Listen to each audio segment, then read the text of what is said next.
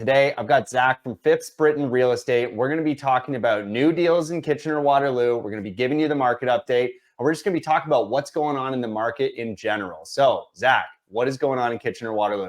Right now, we are kind of at number 4. We're in the recession into kind of headed towards a little bit more of a recovery part of the cycle. It's very unlikely that we will experience any level of balanced inventory in Waterloo Region unless something else dramatic and unforeseen changes in the near future. Number of listings sold down 23.5% from our 10-year average, which Yeah. sounds crazy, but is super in line with what we saw last year.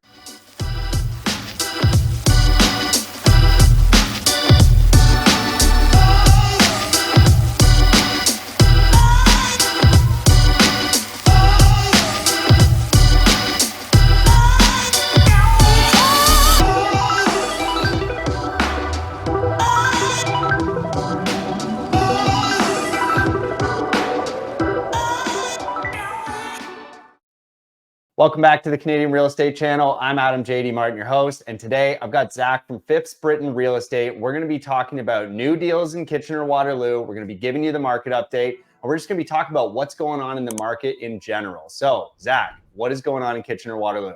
Kitchener-Waterloo, ladies and gentlemen. We are going to go over market cycles. We're going to go over some deals, at least some types of deals that I think are going to perform well in this market cycle. And then we're going to get into commercial lending, bigger deals. We touched on it briefly in the last video, but I was pushing to get a lot in, so I want to cover some stuff in detail. And at the end, I got the market update with a couple notes on types of deals, maybe some strategies that buyers, sellers, and investors should be executing on to really execute on a deal, let's say in the next 3 months or less. That market data is really helpful for you guys and girls that have no idea what's going on in Waterloo Region. So if you just want the data, sure, jump over to the end of the video. We're going to go through some more specific stuff for market cycles and types of deals that work in these market cycles now, because I think that's super important now that we have a lot more clarity and direction on which way we expect our real estate markets to start going. And then real quick right here, Adam, that photo is actually a 425 square foot ADU that our construction partners over at King Street Construction built for a client of ours. By the time the video comes out, this will be kind of done, so I apologize. But for this one, we were doing an open house. And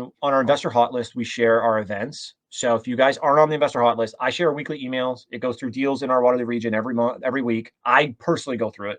Any of our on-market shit, any of our off-market stuff that we think is any good, and then any events that we want to host like this, it's all through the investor hot list. I only get to, I come on once a month and we get to chop it up, and that's great. If you guys want a little bit more details, you want to see what deals we're seeing and get more connected with the Waterloo Region real estate market, link right there, link in the description, hit that up. But we're going to do market cycles first. Okay. Me and you have talked about this. We kind of alluded to some of these in our previous videos, but there's 4 kind of sections to a market cycle. And I think it's really important to note where we are now, where we're heading. So you investors out there, or maybe you just buyers and sellers that are buying the family home or selling a personal residence, can make adjustments according to the cycle that we are in. Right now, we are kind of at number 4. We're in the recession into kind of headed towards a little bit more of a recovery part of the cycle. It's funny though, Adam, when I was thinking about this, I was like, well, most real estate cycles kind of go cold because there's too much options for buyers and sellers and renters. We never had that. The options just got too expensive. There was too much money. So we had an oversupply of money, and they started taking it back. They started taking it back on us, which really caused us to have a slow couple years. And so you doubled down on it on our last video, was, it takes time. There's like 1 to 2 to 3 quarter lead time for data to really impact our market. I think us and a lot of the other people on the YouTube channel here have seen slower summers, slower spring, right? And we expect the fall to pick up a little bit, but it's been fairly slow for the first 30 to 60 days of the fall here. Today is the 16th of October. We're mid-October, we're recording this. And inflation data has come out, and they're really signaling, hey, interest rates are going to start falling to really kind of get inflation back where we need it to be, and kickstart the economy, get people spending money, get investors investing, and businesses growing again. Well, that leads me to believe that we're probably, anywhere from 6 to 12 months to really being in the recovery cycle of the market. During this part of the cycle, we have low inventory and low interest rates. And although inventory has been growing in our market, it hasn't been growing quick enough.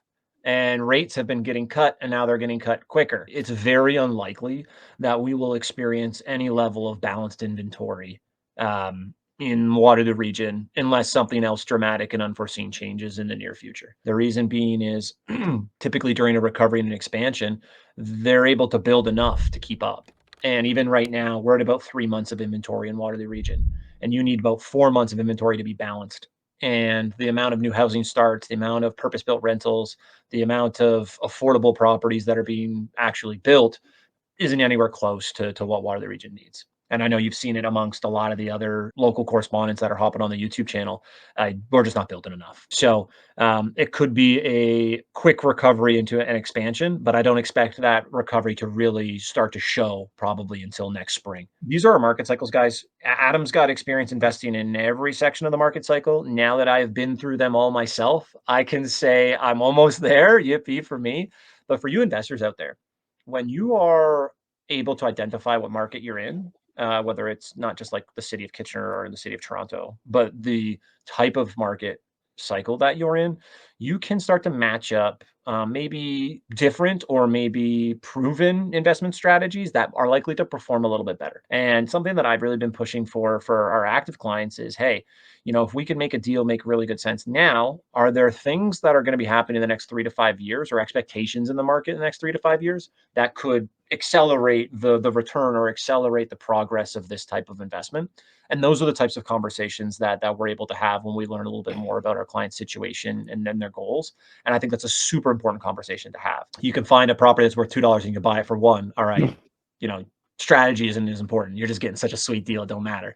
But Yeah. in this type of market cycle, we're starting to see some early adopters ask questions, start to casually view property, start to run numbers. But those dogs out there that are going to get the really good deals and really squeeze a lot of juice out of the market in the next 5 to 10 years, they're already out there taking swings offered on properties and probably locking some stuff up because the writing's kind of on the wall here in Waterloo Region in the sense of prices are pretty much at where they should be in terms of the bottom, foregoing any crazy circumstances. So my quick notes, and I'd Yeah. love it to kind of jump in there, Adam, is I think people just need to remember every 2 to 3 years out of 10 is you're going to have slow real estate market. Statistically speaking, typically 2 to 3 out of every 10 years in a real estate market in Canada is gonna be a little bit slower. You can't expect it to always be up. We can't expect it to always be down. So the question that I ask people, if they're saying, "Is this a good time to invest?" or "Is this the right market?" Like, I can't. That's not necessarily a question that I can answer. That's a kind of a up to you and what your goals are and what your situation is. But for me, anytime I kind of be like, kind of worried a little bit, or I'm not 110% sure if we should be doubling down on this type of deal or on this type of asset. I asked myself, I was like, will asset values be higher or lower in 10 years? Your thoughts, Adam? Will they be higher or lower in 10 years? Yeah. I mean, I think historically and statistically, it is very clear that they should be higher, right? Barring some crazy macroeconomic strangeness in the market, which we can't predict for, but like statistically, you're going to be higher. And the reason for that is just our economy grows, inflation grows with our economy. We continue to print money, we continue to create jobs, we continue to increase the GDP of the country. And so therefore, the actual assets within it, because you have more money essentially chasing the same amount of goods because we don't build very quickly, the price just goes up over time, right? And so planning exactly this month in 10 years, will prices be whatever, some exact amount higher? We don't know that, but we do know that it should be higher than it is today. And you've said a couple really interesting things, and there's a lot to take into consideration. And again, I really am stuck on this timing piece because right now we've got this interesting situation where there's not a ton of inventory and there's really not a ton of people coming to market because of the announcements of the Bank of Canada, right? Like when people can see the future that rates are going to be lower and their purchasing power is going to be higher, and therefore as a seller you can expect to receive more for your asset in the future, it's hard to bring that asset to market. But the important thing as investors is to really understand that like not everybody is elastic on price like that, right? There are people that Yeah. actually do need to sell. There are people that actually do need to come to the market right now because of job loss, because of marriage, because of family growth, because of maybe empty nesting. So people moving out, right? There's upsizers, there's downsizers, there's first-time home buyers. There are people entering and exiting the market and entering and exiting specific asset classes every day. And so timing is a really interesting question, right? And what we're saying now is we're in this well, we're heading for recovery where rates will drop and then we get that quick expansion. That's where it's going to be really exciting. But if you wait for that expansion, you will have missed the opportunity that is now where you have more buying leverage, right? Because the rate Yeah. decrease is going to be nowhere near as expensive for you as an investor for opportunity cost as the opportunity cost of missing the appreciation that comes with that rate drop, right? Because when rates drop half a point to 1 point, prices are going to go up like 50K to 100K, right? And so when you're looking at that difference in your mortgage of a couple $100, you got to ask yourself how much it really matters, right? And so Yeah. that timing piece is a really interesting question. And of course, we can say with reasonable certainty that prices will be higher in 10 years, right? Yeah. That's a And long-winded answer, for but us, yes. no, it's so true. And for us, it's okay. The opportunity cost is huge, but actually run your numbers. Like, Yeah. if you aren't certain, the amount of people that I have, I get to talk to a lot of people with a lot of different experience and a lot of different expectations, but nothing is more clear to me than when somebody is willing to run numbers and share them with me, because that just shows that you've really taken a look at the nuts and bolts. Because at the end of the day, it's math. Does the math? Yeah. All right. Let's take a serious consideration into the pros and cons of the actual asset. But if the math doesn't even close to math, all right, no amount of creativity, no amount of negotiations is going to bridge that gap. So I think it's really important for people to realize. And about 5 years ago, I kind of gave up on convincing people that real estate was a good play for building wealth and investing. But I'm not here to convince anybody. But for me, it's, do I think that the system is going to change to hurt my ability to make good returns in real estate? And the answer is no. I basically spent the last year, me and my partner, Matt, trying to figure out how to make some small to medium sized developments make sense here in Waterloo Region. And it's tricky, but it's possible. But the chronic development and supply issue in Canada is not positioned to change. And the amount that our overall economy and government rely on the success of the real estate market, and what I mean by that is the amount of big business, the amount of people that are employed, the amount of tax revenue that comes in just from real estate is insane. Yeah. Real estate accounts for about 20% of our GDP any given year. That's crazy. No economy or government is going to bet against 20% of itself under any circumstance, especially when that 20% of the economy keeps their people sheltered. So Yeah. for me, it's like, you hear in, when if I'm into this stuff, so, 2007, 2008 crash, I, did my undergrad in economics right after that. So it's all the hot topic. People are talking about too big to fail. Real estate as a whole is very similar to banking as a whole in Canada. In senses it's actually kind of just too big to fail. If things start going south there, then everything's going to start going south. And I don't want to get too far off the political, government, whole economy rails. But for me, I just see it as a very likely asset class to continue to be stable and very likely appreciate over the next 10 years. And so Well, that for and me as an investor says, okay, there might be opportunity in this type of market. yeah, and in addition to that, there's very clear and apparent signals from the government that that's the case, right? So we see now we're getting really relaxed on building requirements, right? Kitchener-Waterloo especially. We always bring up the map there, where you can add additional density. You can add without a lot of the restrictions that used to be in the past. We now, like, we just shot a huge series. We're in the middle of shooting a huge series on additional dwelling units because I believe that 2025, the ultimate strategy for investors is going to be finding value, right? The value is not just going to appear. You're not going to get that magic appreciation in the same way that we used to. And that's fine. And I actually do think we are going to get a lot of appreciation because of the coming changes. And I'll touch on that in a second. But 2025 looks like finding and creating value. So we just shot a huge ADU series teaching people about the different Yeah. types of ADUs. And I know you've got one for us today. So I'm really excited to talk more about properties where that's possible. So, I think 2025 is all about finding and adding that value. And so the government is signaling all over the place that it's not going to let this fail, right? Removing restrictions, making it easier to add density, making it easier to add new units, making it easier to expand on older buildings, right? We also see grant programs, right? We were just talking in Yeah. our ADU series about grants from $20,000 to $80,000 on some projects that only cost from $100,000 to $200,000, right? So the government's looking at subsidizing almost 50% of your project in certain cases, and that's just with a grant application. Like, that's not money you're giving back. So we see it everywhere. And then, I think we have to mention as well, like obviously Bank of Canada signaled the rate drop, but we also see Yep. CMHC changing, right? So we've got the amortization increasing, we've got the rates coming down, we've got the qualifications going from $1 million to $1.5 million. Everybody is signaling that we're ready to buy more expensive real estate and add more density at the same time because of the supply issue.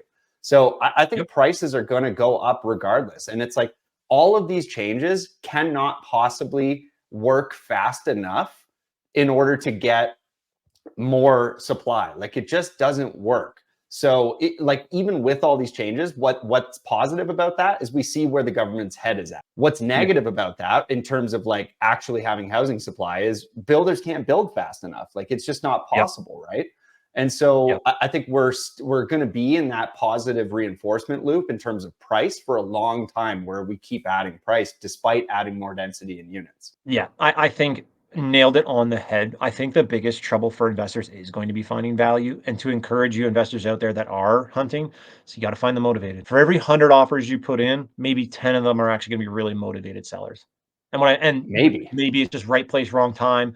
Maybe it's wrong offer, right property. There's so many reasons why an offer does or doesn't get accepted. But if you guys are out there and you're like, Zach, Adam, we're having a real hard time finding value. Finding value is not easy. If it was easy, there'd be more people out doing it and more people would be making a ton of money. Everybody be doing it, right? It's not. So a good way to find value is to learn the specific market or types of deals you're after and where the biggest bang for your buck is there. That's a big benefit for working with myself and my partner, Matt. A lot of clients will come to us and be like, hey, I got an agent, but they don't do this investing stuff. I can Yeah. walk into any property in Waterloo Region under 5 million and be like, hey, is this worth it or not? Like that, because that's all we do. Right. And so for you as an investor, if you're not there yet, that's okay. But within a week or two, trust me, I could get you there. It is very, it's not easy, but it is simple. So I think just to cap off that conversation, I think it will get dramatically harder for real estate investors to make good returns the longer that you wait, primarily because there is going to be, Adam mentioned it very briefly, there is going to be the same amount of money, if not more money, fighting for fewer and fewer More. assets, which means the returns on those assets will start to diminish over time. So for me, I'm in my early 30s. I plan on scooping as much as I can as quickly as I can, because the prices I know I can lock in now are going to be dramatically cheaper, regardless of other variables, than they will be in the future. And so, we could go on about what we think is going to happen in the future forever. That stuff really excites me. That's what I'm really into. But for right now, guys, data says yes, but the heart, the motion, the love says no, because you real estate investors have been hurt so much for the last 2 or 3 years, right? The emotions are getting the best of you. I get it. There is an emotional component to anything that you do, especially when the money's involved, Adam. But look at the data, look at what's likely going to Yeah. be happening over the next 5 to 10 years, and just maybe be a little bit more shrewd with your analysis, maybe a little bit more picky for now if that's what you need. But ultimately, I'd be looking at getting any fair deal now, anything that's cash flow from day one, or anything that has a real clear and simple way to add value beyond what you think it's going to cost you to add that value. And I'd be taking some serious swings at those types of deals right now. We got a lot of clients that have been asking us about house hacking, duplex conversions, and kind of those 2 to 6 unit multis. Sellers are sticky on price, but we've found some motivated people to shell out some pretty good deals.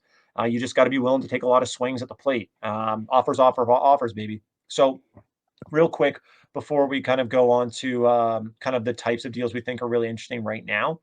This property, I shared it last video. This one's a 4 unit, over 4,000 square feet. Something like this, it's got big parking, it's got a private backyard, it's got lots of parking spaces. The units are massive. This is a good buy and hold, a good house hack if you can live in or have multiple family members that can live in it. That's what I see the best value for this type of property, because it's big. It is big enough for multiple families and has the features that you would need. But also for an investor that actually just wants 4 units, is for a price point where you typically get 3 in an area that is A plus for renters. This is could be a real simple buy and hold that could do really, really well in the coming years as interest rates come down and as rents continue to tick upwards. This, on the other hand, similar price point. Well, the fourplex is at $1,050,000. This is a triplex at $1,025,000. This triplex will cash flow with 20% down on day one because it's turnkey and it's getting market rents. Most properties that are turnkey are either getting below market rents or want above market price point because You sellers out there want that juicy, juicy sale price. I'm the same way. I see you. But this is more of a, hey, I want something hands off that's going to make me a little bit of cash on day one if I just bring my 20% down. One of the units is vacant too. So, owner occupier can move in there if you want to live in a nice neighborhood in downtown Kitchener. Come send us a message. Those are two simple deals around $1 million that make sense right now. But we still see duplex conversions, especially if there's an option for the future ADU. Those options can still work. There's about 2 to 3 of these that sell every week that I'm like, dang, there's some money to be made there on market, right? Now, those ones are fairly straightforward. If you guys haven't watched any of our videos before, I've done a ton of videos on duplex conversions. They're a great option for newer investors or first-time home buyers that want to do a little bit of value add for their first project. My first property was a duplex conversion. I lived in it with my wife for a few years. Super powerful. House hacking, value add, duplex conversions, triplexes, like if you're okay to live in one of your own rental units, which I blows my mind that more people aren't, like insanely powerful. More specific for the deals, Adam. Good 3 to 6 unit deals are really rare, but they can work. The problem with those deals is they're typically all rent controlled because they're all built after 2022, typically, or after 2019, sorry. So you have tenants that have been there for a while, but they're purpose built. So they're really easy to manage and maintain typically. And bonus is in Waterloo Region, they're generally on really good sized lots. So you can either add more units, add more parking, or add more storage, or fence in a yard for the kids and the dogs for the tenant. Like there's lots of things you can do with those lots. So if you guys are interested in those types of properties, but you're having a hard time, Zach, shit, like the rents on these suck. I can't make the numbers work. You're not alone. Don't get me wrong. That's super common in any city in Southern Ontario. So I'd be looking for, are there any units that are vacant? Are there any vacancies that I can negotiate? Maybe there is some seller financing or VTB options I can negotiate to make the short-term numbers look more attractive while I solve the long-term cash flow problem. Is there maybe some bridge financing that could help me accelerate getting this into a better long-term financing? Can I house hack it? Can I boost my income by doing a short-term rental in one or two of the units? There's lots of little things that you can do to try and make these deals make sense. Now, again, I only want you guys to make moves on these if they do make sense for you. But if you're running into the Zach, the price for the rents, that's not even close on a lot of these. You're not alone. Don't worry. That's a common problem. Yeah. But the 4 points that I put down there are great options to explore. If you like the property, you like the units, you like what it could become, take a look at those. Those are 4 or 5 ideas that you can be throwing at your realtor or at the selling agent or at the investor if you're doing it privately to try and make a deal work. And I know you got tons of experience with these types of types of negotiating options. At the end of the day, you Yeah. like a property, but you can't make it make sense. Start throwing some ideas on the table. There's lots of different ways to do it, and to figure out if you can make the deal make sense. And that's part of finding the motivated that we just mentioned, right?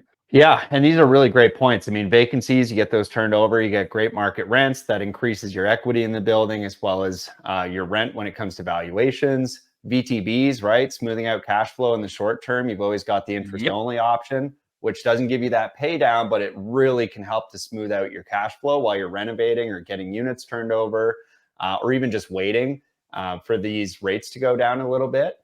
We've got the bridge there, which is just getting quick money in order to essentially get into the property so that you Yep. can quickly get in, close. And that's often really useful when a property's in real disrepair, right? Because, we're often as investors, we're really looking for options to buy houses that we can add real strategic value to, right? So that's kitchens, Yeah. bathrooms, flooring, landscaping, lighting, paint. We've got the house hack. Something that people don't talk about enough or think about enough is with the house hack, if you were to buy at a time like this, where we think that we're about to enter the expansion in the next coming months, maybe say spring or even, late fall next year, at the very latest, let's just say that, Yeah. we can expect the house to have appreciated, right? And so if you're able to house hack it and stay there for a year, now we're looking at appreciation and now we're looking at capital gains free when you sell it, should you choose to sell it. So you could get into a property Yes. now, house hack it, improve the unit that you're living in, or even turn over the other unit, get some strong market rents, and get out of there tax free, right? Which is an interesting way to build your wealth while we're waiting for that expansion to really take place and take advantage of it at the same time. And then there's the short term Yep. rental, right? The short term rental has not gone away, right? Airbnb is changed a lot as a platform, and there are other competitors now that you can use as well. But there's lots of different ways to do short-term rentals, and there's many companies and service providers that have popped up over the last 10 years that it's become so popular that it can make it a really interesting strategy these days in order to maximize your cash flow and actually not have it be super active. I actually just shot a video with Get Clean AF, and we talk about systematizing your Airbnb, right? So that it's running on its own, cash flow is maximized, and it happens to be managed fairly easily these days. It's not like day one when Airbnb came out, we were changing our own sheets, right? Things have changed in the market. So that's a great point, man. Yeah, we've had a couple investors that have had triplexes or fourplexes that they've purchased in the last 5 years, and either their financing has gone up or the rental rates haven't gone up enough for them, and they've just supplemented any shortfalls or just increased positive cash flow by doing short-term rentals in one or two of their 4 units. Another realtor friend of our and a friend of ours at our brokerage, same thing for their triplex. Good clients of ours for one of their triplexes just said, you know what, let's just try it.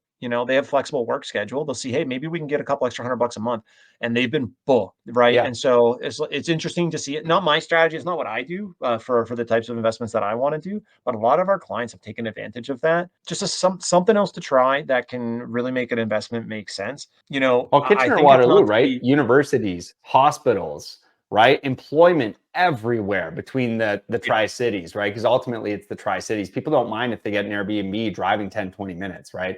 I think that's 100%. a very misunderstood concept when it comes to short-term rentals.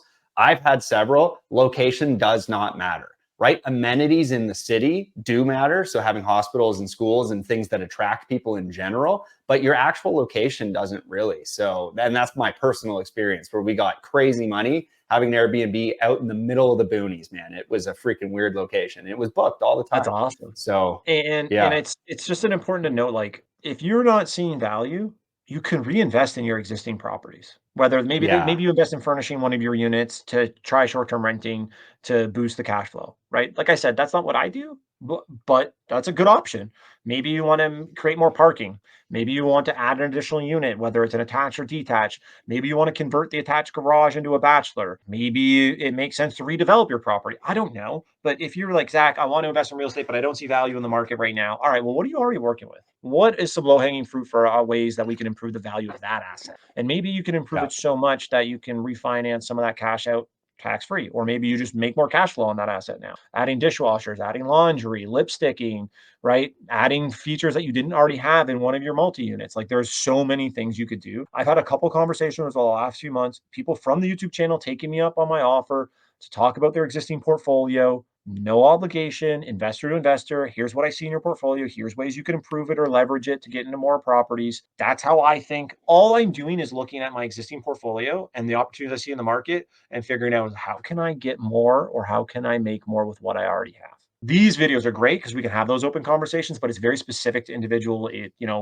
investors, what their position is, how much energy they want to put into it, so on and so forth. So the offer's out there, but now deals. We've seen a ton of value in multi units, kind of between that 12 to 15 and up range. A few reasons that those are typically best: one, less vacancy risk; two, easier to manage because there's typically enough cash flow in there to be able to actually pay a property manager or a site super; and three, you're typically above where the small investors are be buying properties with residential financing. So you're into commercial lending, and there's a level of sophistication and a level of options available in the lending world for these types of deals that can make them actually make sense on paper. And a lot of it is scale, better cost per door. Your cap rates will likely start to improve once you kind of get to that space.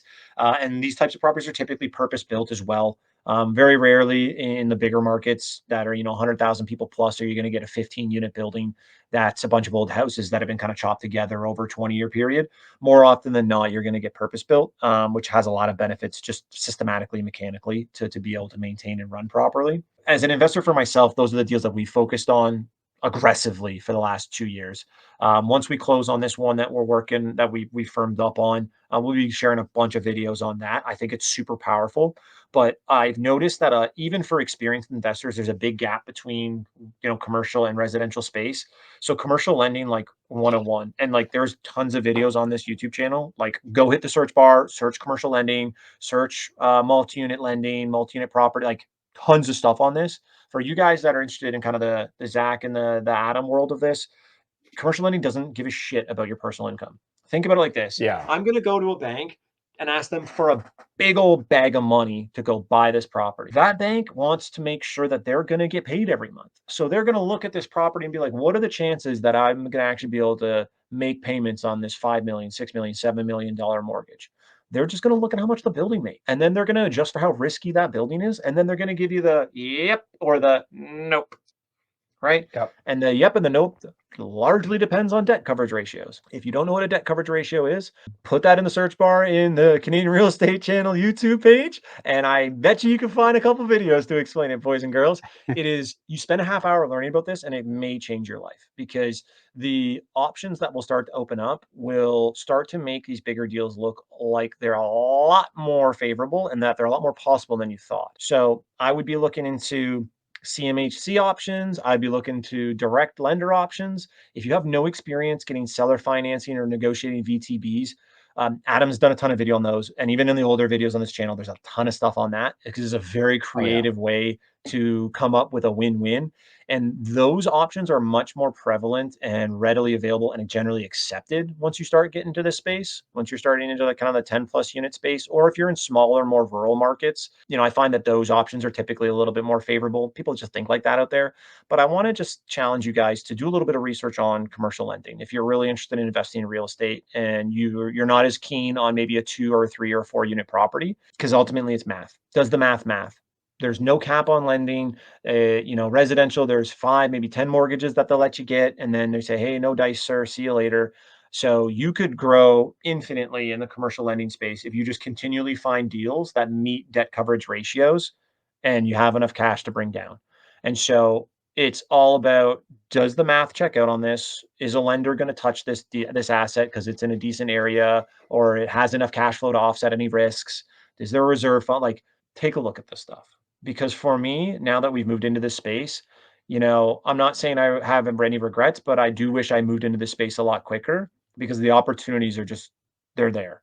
And so I wanted to touch on commercial lending for this video and just highlight a few things that were I knew about, but once I started offering on and closing and owning these types of deals, really kind of sunk in. I thought you needed way more down. That is not the case. It is just all about how much money the building brings in and the purchase price you can negotiate, right? The rates aren't always higher. Typically, you're about half a point to a point above the mortgage bond rates, give or take, depends on your relationship with the lender, right? And I will say this, Adam, is your relationship with the lender and how prepared you are may not matter on the first deal as much.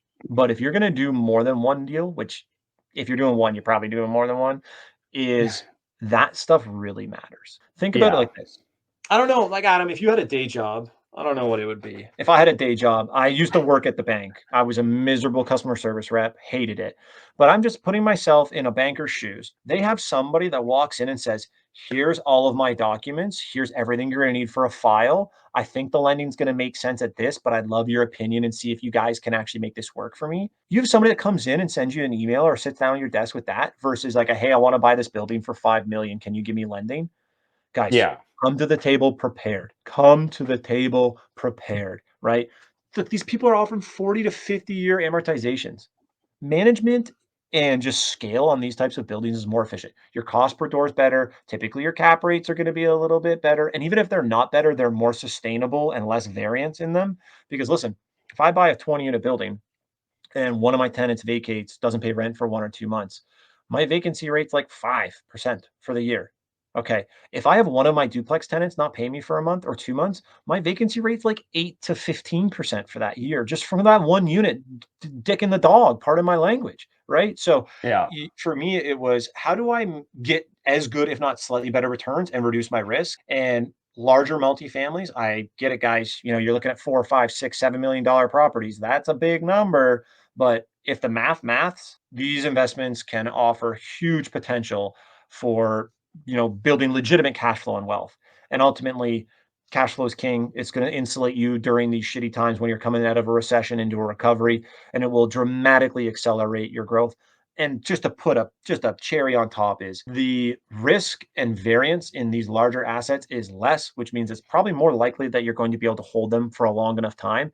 And the reason that's more important, Adam, is I just want to shake my laptop right now and just remind everybody real estate is a long-term game. It Yes. is a long-term game. So if I can find an asset that has similar risks to smaller assets and is likely more sustainable and it offers similar returns, then it's more likely that I'm going to make more money or be able to hold that for longer and make more money on that. So I rambled a lot on that stuff, but I put this up again because this is just super powerful.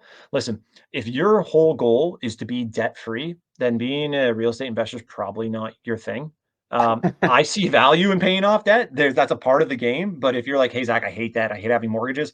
Don't invest in real estate because the power of real estate is leverage, right? That's not the only power, but it is a massive benefit.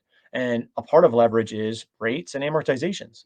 And now that we're getting 30-year AMs, 40-year AMs, right? You can get an A lender with 20 to 25% down, give you a 30-year AM. I can go from a $5,000 a month payment to a $4,500 a month payment. I just saved myself $500 a month in the green. Thanks for coming out. I just think it's really important for people to really understand the functions of commercial lending and how they can be applied to deals. And listen, your minds are going to be blown, ladies and gentlemen. So we're going to run through some of these bigger deals and some pros and cons of them real quick, and then we're going to bring this bad boy home for you, ladies and gentlemen.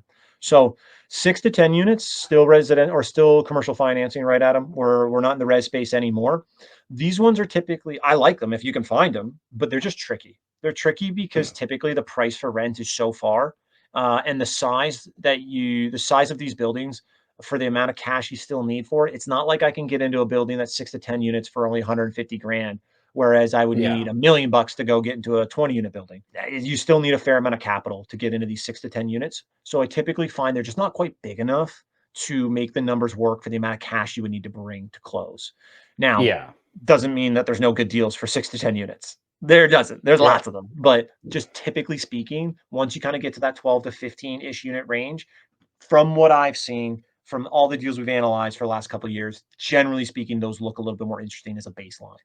So, thing is though, those 12 plus units, they're more rare. They're harder to find. They're a lot of work up front. So, right, like if you guys got a full-time job, you got a wife and kids, or you're building a career, you run your own business, like you don't have time to run deals like I do. You don't like you just don't. That doesn't mean you're not going to find one, but just the volume of good deals you're going to see is going to be less than me. And Yeah. so for a lot of those people is there's a lot of time and energy to get into these deals. So a lot of people will either partner or they'll go in groups or they'll structure deals with JVs, whatever it might be. And a lot of people will do that for like their first one to reduce the amount of time and energy required to get in, but also just to learn and understand that asset. Is like, look, like I'm not the smartest guy in the room. I don't want to be. I never will be. But I know that if I look at enough good deals and offer on enough good deals, eventually I'll get a good deal. And if I just hold that deal for long enough, I'll make really good money. I'm a simple guy. Let's just make it super simple there. Yep. Well, a lot of people don't have that time and energy to do it up front, but they understand that this type of asset makes a ton of sense. Okay. So typically we'll see from people that we've offered on properties for, offer on properties with, purchase properties with, like generally speaking, a lot of partnerships are common for the first or second types of deals like this because the amount of time and energy it takes. But once you kind of understand them or you get them set up, like you're not really doing a whole lot for 5 to 10 years until that first refi comes up. You're just letting that bad boy cash flow in the meantime. Yep. And so I think we do a whole video on pros and cons of different types of multi units, different sizes, different conditions, like a condition in a D neighborhood. This is versus a D condition in a D neighborhood. Like there's so many nuances to that stuff. But if people are interested, like Adam has a ton of experience in this. People on this real estate channel have a ton of experience with these, myself included. And once we kind of have the closings wrapped up on a few of these deals that we've been working on, I expect to share a bunch of information on that so you guys can see things like how do we budget for maintenance? How do we negotiate specific parts of the contract? Why do we negotiate specific things in versus leaving specific things out from a strategic perspective? And ultimately, how do you find value? Because that is the name of the game, and value is different for every person. We have our investor hot list. If you guys aren't already on it, go to the link in the description, come to the contact us page, ask me your questions. We are an open book on what we're doing, types of deals we're seeing, types of numbers that we're seeing. And I do think that the people that are either thinking and preparing and making moves to whether it's level up into bigger assets or just to start their portfolio now, like, I encourage you to really strongly consider taking action in the next 3 to 6 months because, the writing's kind of on the wall for Canadian real estate that it is fairly insulated. It's going to remain protected, and we're not going to be able to build enough. So for us, when we're looking at these bigger deals, we're trying to scoop up as much as we can. If you're looking to scoop up your first investment property, time is now, my friend. The time is now. So let's hammer out some quick stats there, Adam, and then we'll bring this one home. So Let's do you, it. ladies and gentlemen, that stuck around for the stats. This is September 2024. By the time this gets out, October numbers will almost be ready, but they are slow as hell to get the data out these days. Number of listings sold down 23.5% from our 10-year average, which sounds Yeah. crazy, but is super in line with what we saw last year. Remember, we said earlier in this video, Adam, 2 to 3 years out of every 10 is going to be slow. We're in one of those slow years. Okay. Yep. So volume of listings sold and the volume of active listings are going to be slow. Active listings is 1751. That is 42% more than our 10-year average. But you guys also have to remember, for 7 of the last 10 years, we weren't able to keep inventory because everything's flying off the freaking shelf. So understanding that context, that's why people watch the videos. That's why people chime in for the monthly updates, is because the context it provides is so much more important than just what is the data point right now. And so for average sale price, we're up year over year. Guys, real estate market is up 2.5, 2.8%, 2.9% in the fall. Oh my God, we're on pace for normal growth this year? What? We may be falling between that 3 to 5% appreciation this year, Adam. This is crazy. It's Yep. normal. And then months of inventory. This is our whole market. If you guys are looking for really good detached homes, we have less than 3 months of inventory of those. But I have more than 5 months of inventory for condos and more than 4 months of inventory for townhouses. So you guys want condo townhouses? You guys want a sexy condo unit? Man, there's some motivated sellers out there. I'd be throwing around some offers in that space. You buyers out there that are looking for those type of properties, hit me Yeah. up. I'm not afraid to throw in some offers. You know what I'm saying? Right? There's some people that are feeling that pain, baby. Right? I smell motivation. Right? Detached homes, though, there's more inventory there than there has been in 5 years. Yeah. So there's not much, but there's more than there used to be. Right? Yeah. And then days on market and spicy ratio, Adam. This is common. And I talk to the other guys on the channel. We're good buddies. I check in on some of their stuff all the time. I'm watching their markets. I'm a curious guy. Most properties in Waterloo Region, similar to other markets, the good stuff's going to sell in 14 days or less, or it's going to take about 30 or 60 days and sell conditional, right? So you have the really good stuff is selling firm in a week or two, and then everything else is probably taking 30 to 60 days to get a conditionally accepted offer, and then maybe take a few weeks after that to firm up. Okay. And then spicy ratio, this is really skewed right now, Adam, because of what I just said. Everything's going bang, or it's not really selling at all. So like, generally speaking, if a property looks too good to be true, expect it to sell over asking price. If it's been on the market for more than 60 days, 50-50, the seller's motivated. I'd be throwing in some offers and see what you get. To summarize this video, to summarize how I'm feeling, to summarize the Waterloo Region real estate market, I will shake the camera. It's a long-term game, everybody. It's a long-term game. You're not going to find a deal today that you're going to close on in 30 days and 30 days later make 150 to 200 grand. Fundamentals like cash flow and being able to do a clear value add, whether that's convert the basement to a legal second unit or install new kitchens and new bathrooms in the fourplex and charge double the rent, right? Or, create more parking because you're in an area that it needs a ton of parking and there's only 2 spaces there. Like something that you can clearly monetize and understand how much it costs versus how much you're going to get.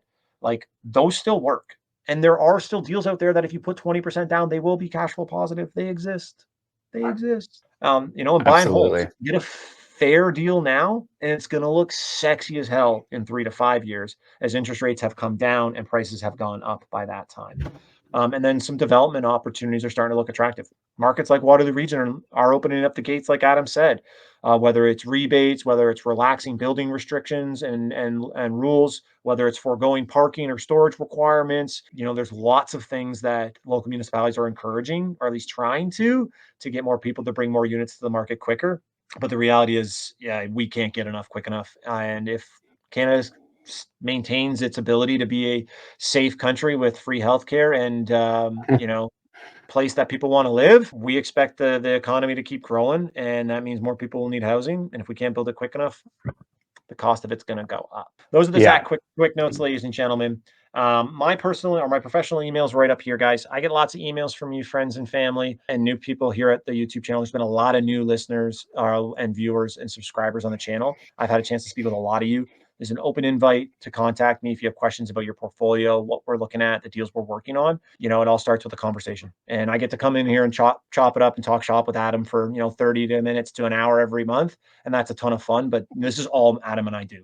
All we do is real estate. So if you guys have questions or concerns, you want to kind of pick my brain on anything, that's my email. Send me a message and let's have that conversation. Fantastic. Well, thank you so much, Zack, for coming on today. I really appreciate that. And I'm really looking forward again to continuing these market updates as we head into the fall market and see what the fall has in store for us. Because I do think we're ready to see a lot of changes throughout the market. So I'm really excited to see what happens this fall, and definitely excited to see what happens for the spring market. But I think what Zack's touched on today is so important, right? Have a great power team, right? People that can actually help you, investor focused agents, whether that's your realtor, your mortgage agent, your lawyer, your accountant. Everybody needs to be focused and narrowed in on investing. Seek out value and create it where you can. It's not going to find you. You have to go find it and make it.